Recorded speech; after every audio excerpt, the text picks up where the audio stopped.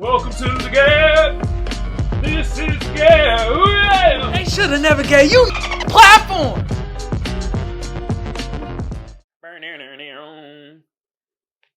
We back again. We back again.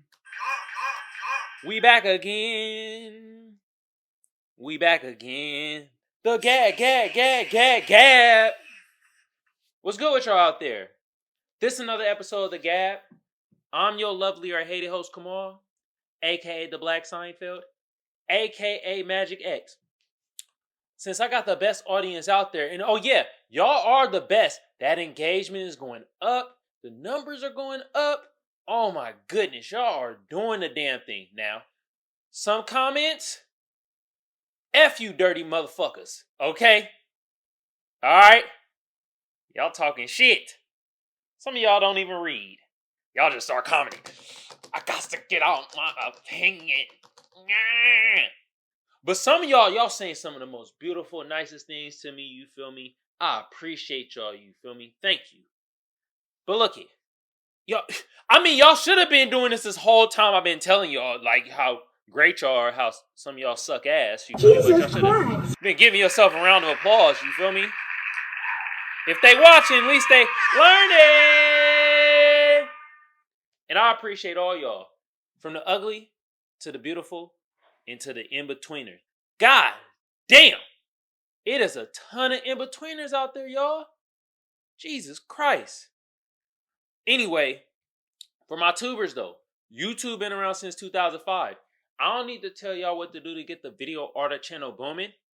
But just like the rest of the tubers say, I'm going to say the same thing. Like a sub a share a comment a like. Y'all know what to do. Some of y'all smart out there, you feel me? Hey, for my goddamn potters though, I'm on Apple Podcasts. I'm on Google Podcasts. I'm on Spotify. And I'm on, also radio. iHeartRadio. Across all those platforms that I mentioned, all you gotta do to find me is type in the G.A.B. or Kamal Johnson ENT. And bam, I pop right up. Also, for my potters, hit your boy with a review. Let's get the pod numbers up, you feel me? Let's get them up. The tube numbers is doing great. Oh my goodness. The pod, we gotta get it up a little bit, okay? Pause that. Also, for my Reddit family, I appreciate you, but I'm ignoring your comments. Also, for the tubers, hit that notification bell so you know when I drop these fire-ass videos, you feel me? Also, for my social media family, I appreciate y'all. If y'all want to find me, it's Kamal Johnson ENT. On Twitter, TikTok, IG, all that good social media shit, okay? Alright. Oh, and last but not least, and I'm rocking the gear. You see how I'm rocking it with the nice little shirt, you feel me? I appreciate my damn sponsor, First Place Losers. The link to the shop gonna be in the description below. And soon enough, I don't know by the time this video, but you're gonna start seeing the garments under the video itself so you can have a visual goddamn illustration of the damn shirts. Oh, it's gonna be beautiful. Woo! But anyway, the link to the shop gonna be in the description below. Y'all go check out the fire ass garments. It's gonna boost your sex appeal up by, let's say, 21%. And look here, if it look good on me, it's gonna look good on your in-between ass.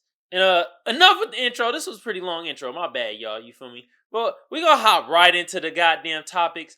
And today's topic, we gotta talk about. Man, I was in disbelief. Jaw hit the floor when I found out this white cocksucker supremacist raised this much money from his bail. Oh yeah, and the topic is, these white supremacists bail out they heroes. And yes, I put quotation in heroes, because to them, they heroes. To us, they ain't nothing but some hoe-ass, bitch-ass motherfuckers. Jesus Christ. Okay? And when I mean us, I mean foundational black Americans. These mother effers ain't shit. They ain't no heroes. You feel me? They the type of heroes off the one show off of Amazon Prime that I can't think of. what the hell? The superhero show. Y'all know what I'm talking about. If you know, put it in the comments below. All right? But yeah, we gotta talk about it because, like I said earlier, I was in disbelief. Jaw dropped to the goddamn floor when I found out how much Daniel Penny freaking fundraised for his legal shit. I'm letting y'all see this right now. And yes, some of y'all reading like, what? What in the flying F? This is bullshit. Yes, you're reading it right. It says he raised $2 million. Jesus God Christ. damn. Wow. Oh my God, bruh. Fart on that. That's freaking poo. $2 million. That's why us, as foundational Black Americans, we gotta fund ourselves like the way these white supremacists bail out they weak ass heroes. Yes, every time I say heroes in this segment, I'm gonna put quotation marks. Okay? 2 million buckaroos. God damn! You know another motherfucker, these white neo-Nazi cocksuckers ended up raising money for they bail and legal fees? Christopher Cantwell. Alright? I think he got prosecuted by now. I'm unsure. But I know he raised some money. He had a fundraiser, you feel me? Crowdfunded to help with his legal fees when he did out there in Charlottesville. You feel me? I think it was like 2017 or something like that. You feel me? They be really bailing out they damn heroes. It's freaking crazy. Bro. I'm like, you want to know another one of these honky tonks? Gorge. Boy, this honky tonk was oh my God, man, I can't believe they gonna try and rent me. Oh God, oh stop. Cal Crying House. I mean Rittenhouse. Yeah. You want to know how much money he raised? $200K. I feel like the number keeps increasing because Christopher Cantwell came before Kyle Rittenhouse and Kyle Rittenhouse became before Daniel Penny. Yeah. God damn. The Peckerwoods, man. These, and they put their money where their mouth is though, for sure. Whoever they feel is a hero behind theirs, they be putting their money behind it. God damn. It's sickening. But the thing, you know what? We could take a page out their goddamn playbook. It's okay. We need to be proud of the money that we put behind our foundational Black Americans. You feel me? Put money behind us. I've been doing it. But I want to do it even more.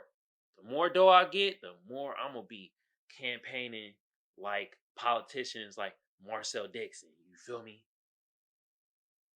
Shout out to you, bro. I could put it behind more Black businesses and stuff like that. All Black! Black American! Foundational Black American to be exact. You feel me? Yeah. Just how like these white supremacists, they put their money to bail out they goddamn heroes. Shit, we gotta do this for our activists, you feel me? You know what I mean? When they get jammed up for nothing. These motherfuckers killed people. Murked people. You feel me?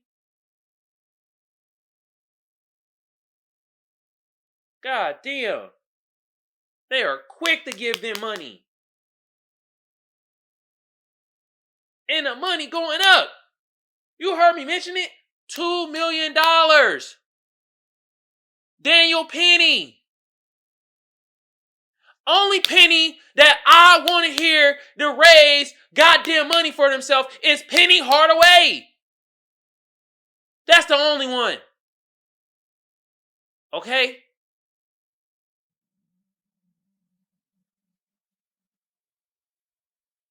Did y'all hear my stomach? My stomach is disgruntled by the goddamn money amount that Daniel Penny got. Gorge. $2 million? God damn. The white honky mist. What? They be out here. They're like, oh, this our hero right here. We got to put the money behind him. Out on $2 million.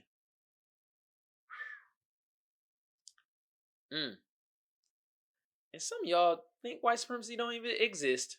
What? Some of y'all think racism is lessening. What? No, man. No. F all that. F all that. Give us our reparations. Y'all want to talk about, oh man, we ain't got no money to pay y'all. We ain't got no money to pay no foundation black Americans. They gonna cut out our tax dollars. Gonna talk about our dollars. Oh, we ain't got it. Then explain to me how Daniel Penny got $2 million in a couple days. In a couple days. That was the doozy. I know, stomach. That's the doozy. In a couple days, I couldn't believe it. It's like 2 or 3 days. It was a weekend. Hell, it took the woman, the ring lady, 7 days before she could do any action. It took them 2 or 3 days. Raised $2 million.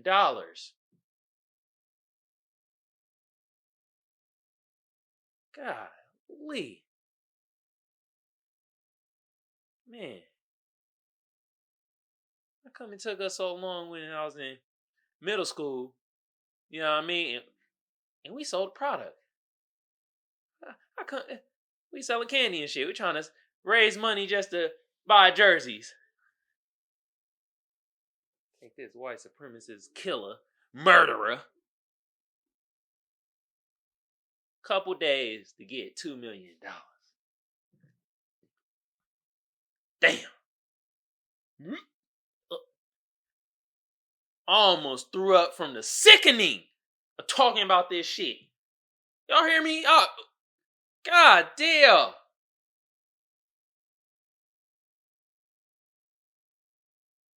Sick out here, y'all. It's wild. But the reason why I'm bringing you this story is because, one, white supremacy is not dead, y'all. And we gotta see the ways that they interwork and how they move. 2, we gonna take a page out they book. We gonna fund our black people and our activists. That's for us as foundational black Americans and our black businesses. The way they fund they white ass supremacist heroes. And I just thought of the damn show I was talking about earlier. The Boys. You don't need to put it in the comments below. I figured it out. The Boys. Yeah.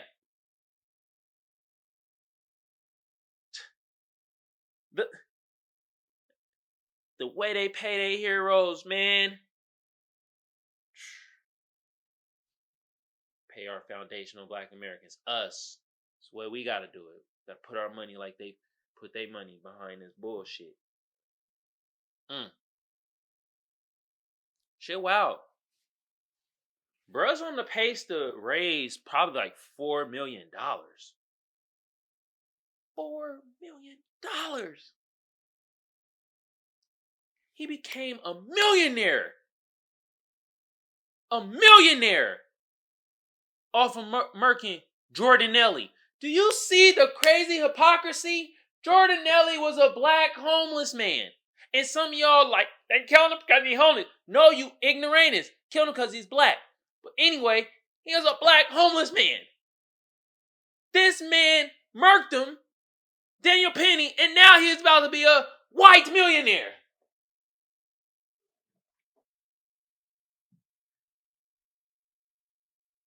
Nah, for real. Just ponder on that. I'm sitting back right now. I'm pondering like, God damn. Man, my sources, man, life, history, social media, Wall Street Journal, New York Times. Pick your publication, PBS, whatever you wanna say as a source. All of it. It's all showing in our face, bruh and bruhettes. Feel me? Alright, enough with this topic, you feel me? Y'all know what segment we about to get into. Ooh wee! We about to get into the sad segment. And today I'm gonna talk about this movie right here. Let me tell you something. Somehow I remember the whole plot of the movie, but for some weird reason I had a hard time figuring out the title of the movie and the name of the movie. I still had a hard time. Hell, it's in front of my face, and I'm still reading like, is that the right movie? It's called Escaping the Madhouse. The Nellie Bly story on Hulu. So, it's one of these Hulu movies, right? Me and my lady, we be watching like Hulu scary movies. We watch all scary movies from Hulu, Netflix, HBO. It don't matter. But I'll be watching, like, we be watching the Hulu movies, and it's like some of them have potential, but they be straight doo-doo water when it comes to certain aspect. Like either the acting is terrible, or the storyline is straight ass, or like the lighting, how they trying to use for horror and thriller is just terrible, right? So like, actually I ain't gonna blame Hulu. This was a Lifetime story. And let me tell you, one, they get you on, it's like, it's inspired by a true story. You feel me? If you don't pay attention, you're going to be like, oh, this is based off a true story. No, inspired. Which means they could have saw something that was a true story and it's like, okay, we're just going to take one element out that story and, make it a movie. Because it's inspired. It's not based. You almost got me. Another thing with the Lifetime horror films. First of all, I don't really ever see thrillers or like horror genres with Lifetime. So I was like, okay, and the storyline was actually pretty freaking good. But I hated the tone they were trying to set. Oh my God, bro. It was the same type of tone. The lighting was too bright. It wasn't dark elements. It was like, if you watch the Lifetime movie, it was one of those type of movies. Like the way it was shot and everything. Like, Hallmark time. It was like a Hallmark horror film. How do you do that? What? How? Is they about to murder? Or are they about to Yes. Because Lifetime is all about the romance and stuff like that. I'm like, bruh. And I'm going to get into the plot. They try to throw some stuff in there and then they threw a curveball, you feel me? But let me get to the stats, you feel me? Because, I'm a stats teacher. And let me also get to the cast, you feel me? Because, like, the acting was good, too. Like I said, the only thing that really had me, like, really was, like, they made it was very goofy-like. They didn't make it, like, a thriller tone. It was, like, lights are too bright. It was too goddamn corny with certain things. It's like, you know what I mean? Let me give you the stats, though, you feel me? IMDb gave it a 6.4. And Rotten Tomatoes gave it a 55%. But the people gave it a 90%. Man, what the people? What are you thinking? I agree with IMDb and Rotten Tomatoes. So frick them. Like, people, what are y'all thinking? What was y'all watching?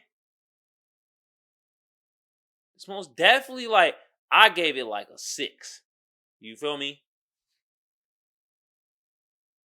Man, the people were thrilled. Shit, let me shut the F up then. Like, y'all know what y'all got the people behind y'all. Y'all the people's movie. See what I did there? Because people's champ. No? All right. Let me give you the actors. All right. So, Judith Light, she played Maltron Grady. And Maltron Grady is the person that runs the insane asylum, essentially. And then, Josh Bowman played Dr. Joshua. And, give his name, Dr. Joshua. And him and Dr. Joshua, they were kind of butt heads here and there, you feel me? But I'm gonna give let me just wait, because I don't spoil it until throughout the plot. Oh, and y'all should always know all my movie reviews and show reviews are spoilers. I don't need to tell y'all that shit. Use y'all brain. And then Christina. Wait a minute. What? Hold on. She played Nellie Bly? Christina Ricci? Holy Harriet. Christina Ricci played Nellie Bly, and I didn't even know that was Christina Ricci. Christina Ricci is like in Yellow Jacket. She played Wednesday back in the day in the Addams Family. Like, I know who Christina Ricci is. I didn't know that was her playing this movie. See, I told y'all the acting was good. That's what I'm saying. The acting was good. Shit was solid. Okay. Then also another character that was important. Two more characters that was kind of in importance was Nick, played by Nikki Duvall, was Nurse Fenton, and then played by Mark Heldriff was Bats. And Nurse Fenton, I mean, she's a nurse at the damn insane asylum. And Bats was the I think they were engaged, like, but he wasn't the husband. I think it was the boyfriend of Nellie Bly. I'll give y'all the plot so then y'all could see what these characters. Oh, another important character now that I think about it was Lottie, played by Angie Savizic, and she comes from like. Actually, I don't even know if she comes from a family. See how good she played the role? Because she ended up being insane. She ended up being a crazy person. Like delusional, deranged. But I really thought she came from like some wealthy family, but I think she didn't. And then yeah. Anyway, plot of the movie. Nellie Bly is essentially, she's a writer, right? And what she does is she's a reporter, and they hear about this insane asylum, which is named. It actually has a name other than insane asylum. Let me give you the real name. Neil's beginning after Neil underground treatment, living with no. What's the name of the insane asylum? What? At the women's lunatic asylum. But I don't know the damn name of the asylum. If y'all know it, put it in the comments below. But essentially, they hear about this story, and Bats and her, they go together, but they also work together. So what she did was she didn't tell Bats that she was gonna go into this insane asylum to get the story, to live the situation firsthand herself, and get the voices of the unheard of the women in the insane asylum. So, but what she did, she wrote a letter and mailed it to Bird and was like, "Yo, if you don't see me in these amount of days, I'm probably here." So you feel me? So essentially, she went into the insane asylum and she diagnosed herself as mentally disturbed. And the first character she met is Marshall Grady. Marshall Grady might be mentally disturbed too. Hell, everybody in this movie could be mentally disturbed. You could have really called this movie Mentally Disturbed. I'm going insane. Meaning you, the person, you're going to start going insane. You like, who is who? Is anybody sane in this damn movie? The only two sane people was Nellie Bly, and for a minute you thought she was insane. You were like, nah, bro, I don't know. She might be crazy too. And Bat. And his name is insane. Who the hell named himself Bats? I ain't never met anybody named Bats. Like, ever. Even Batman don't call himself Bats.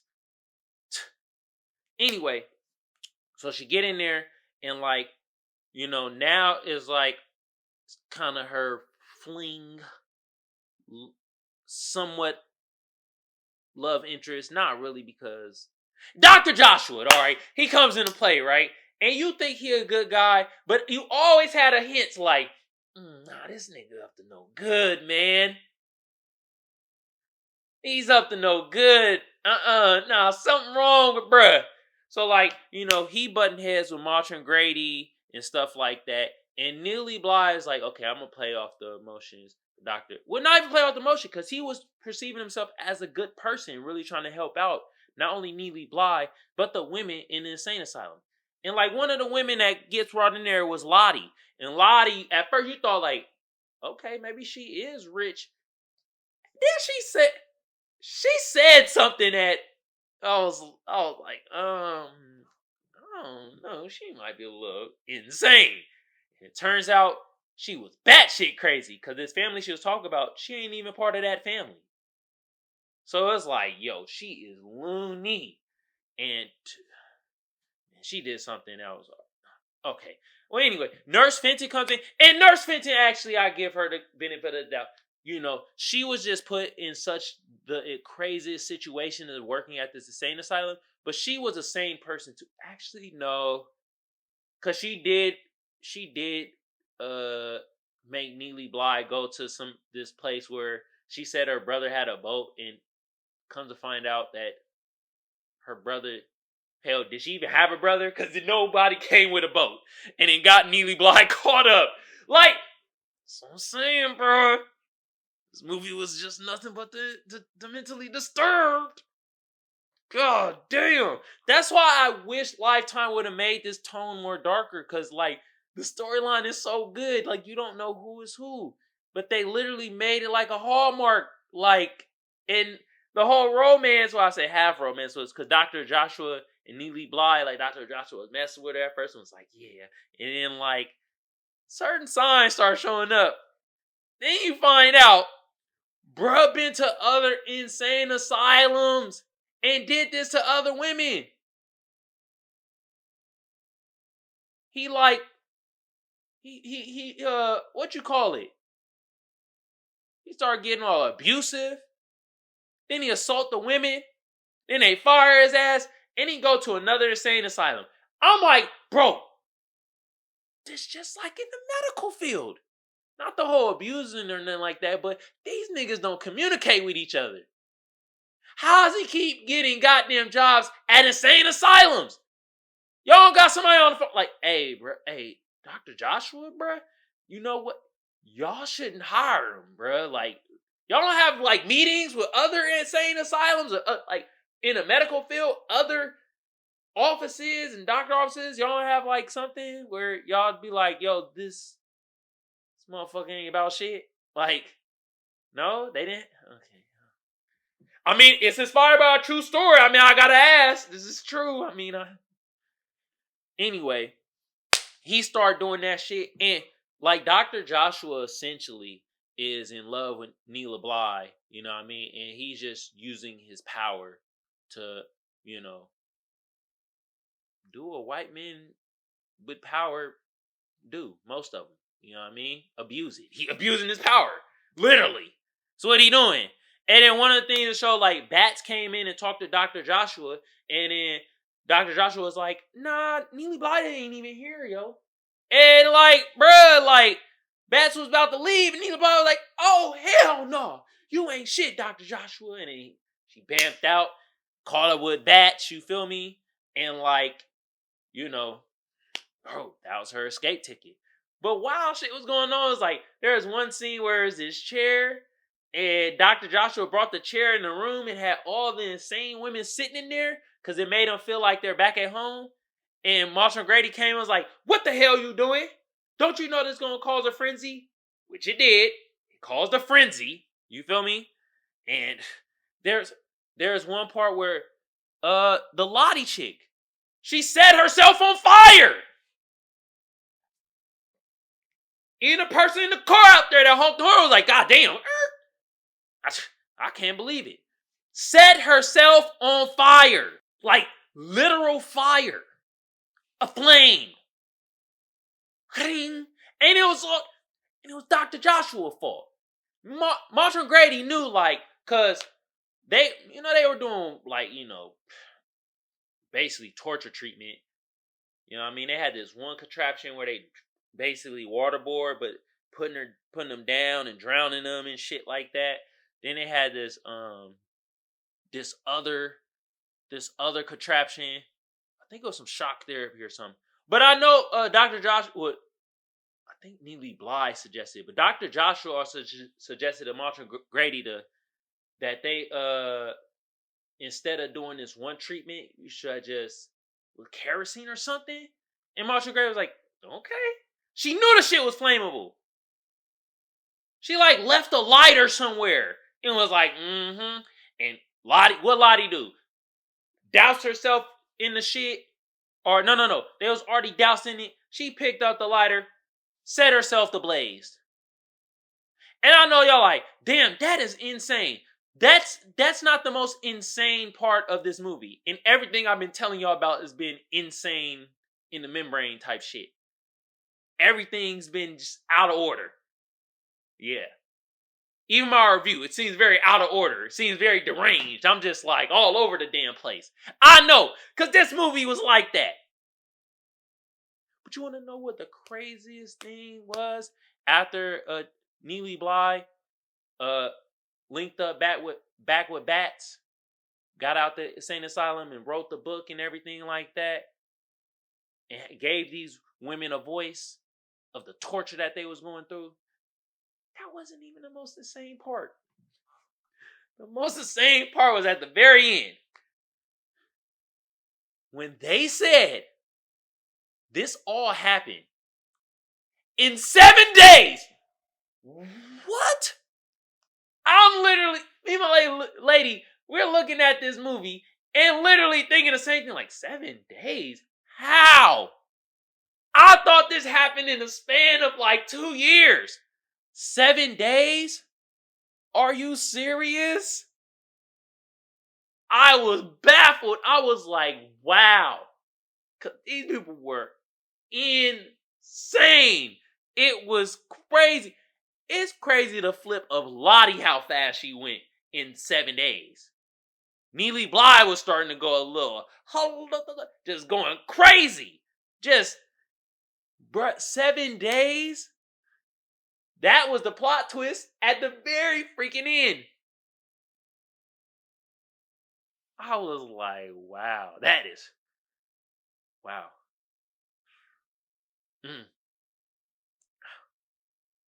Yeah. That was the major plot twist. It made me think of the movie all differently now. I was like, wait a minute. Now that's crazy. Now that is insane. But yeah, like I said, this movie, very good. Really good elements. I noticed Hulu or whatever Hulu put on their streaming platform when it comes to movies and stuff, like it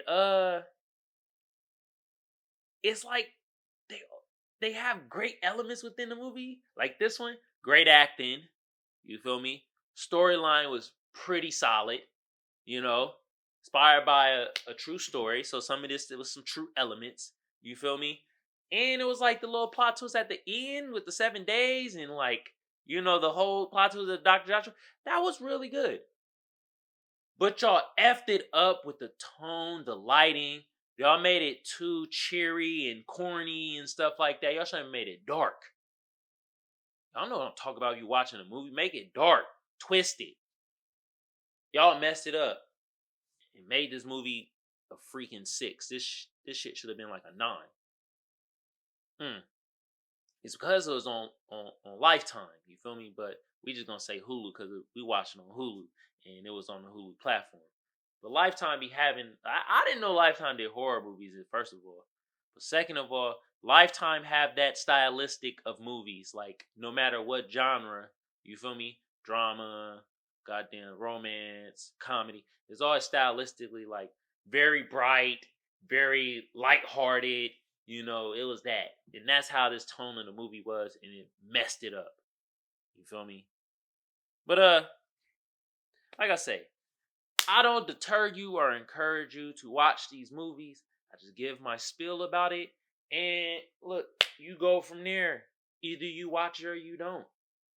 Once again, this is Escaping the Madhouse, the Nellie Bly story. On Hulu.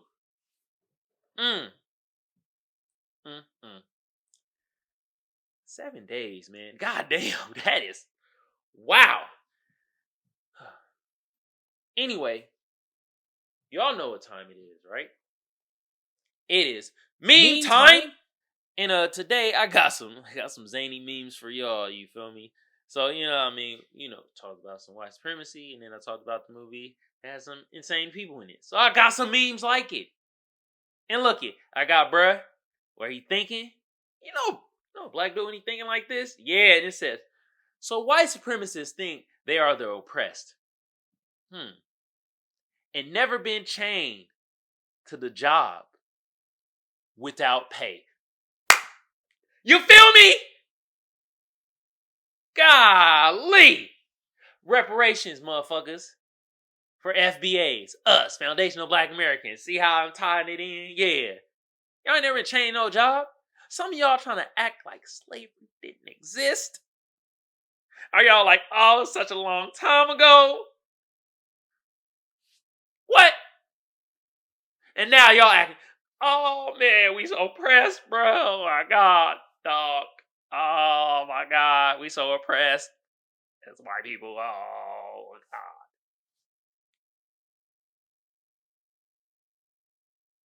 Would you stop the bullshit? The bull malarkey? Golly. Oh my God, bro. Alright. So, it got a black dude, right? And he got the mask on the back of his head. Like, first, why? It's germs that, I don't know. He's not covering his mouth. He got it on the back of his head. And it reads, me trying to protect my mental health. Oh my God! Oh my God, bro. Oh my goodness. Oh my goodness. Trying to protect his mental health, man. Oh my goodness, bro. Alright, man. Look it. Got another meme. And you got Samuel Jackson in Pulp Fiction. Remember he calling he all bloody from murking the people? And he says, white supremacy? Aren't they the ones with the small dicks? Jesus Christ! Come on, bro. Ah! And I hope they die and burn in hell.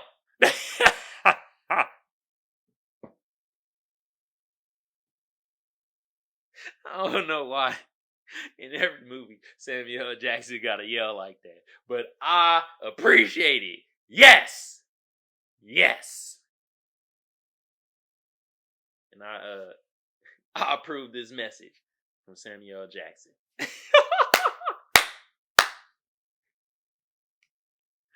Alright, y'all. Y'all had a good time? Or a horrible time, because, some people that watch me out there, I know y'all some white supremacists, and y'all about to be having y'all panties in a bunch. Y'all gonna be like, oh my God! Y'all gonna be typing away. How dare you talk about white supremacy ways, man? Our dicks ain't that small. Jesus Christ! Well, the rest of y'all had a good time? Alright, for sure. Oh man, hold on. Alright, y'all. Come to the end of the show, you feel me?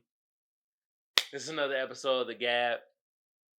I'm your lovely or hated host, Kamal, aka the Black Seinfeld, aka Magic X. Hey man, I appreciate the hell out of all of y'all, you feel me? Y'all doing the damn thing. Unless you're a racist or a cocksucker Peckerwood, then I don't appreciate you at all. The rest of y'all, hey man, I appreciate. Oh, and if you a coon too, I don't appreciate your ass. Anyway, since I got the best audience out there, what should the best audience be doing right now? You goddamn right, giving yourself a round of applause. Yeah. If they watching, at least they learning. And I appreciate all y'all, from the ugly to the beautiful and to the in-betweeners. And oh my God, bruh, there is a gargantuan amount of in-betweeners out there. Jesus Christ.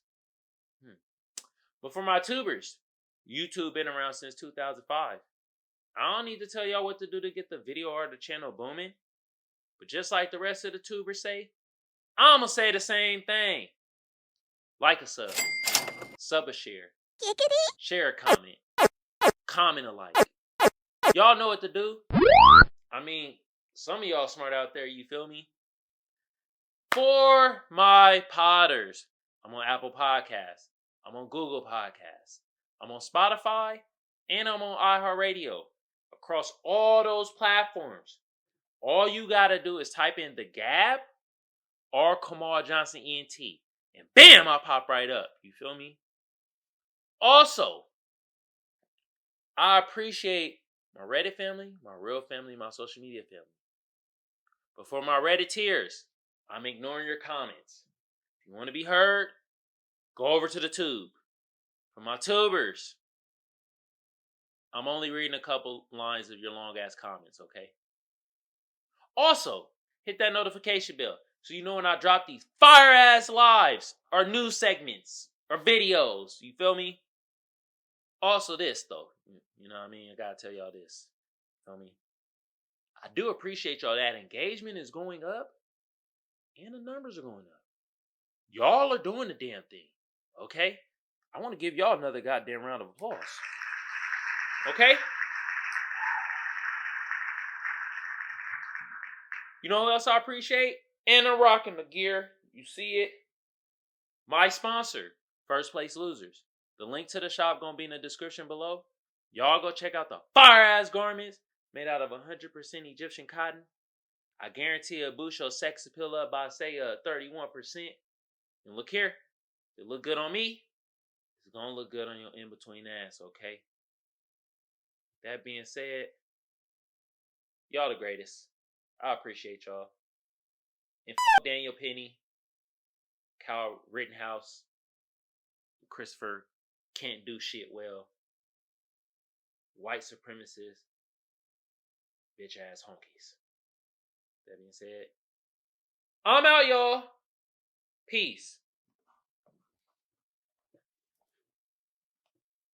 Man, that shit insane.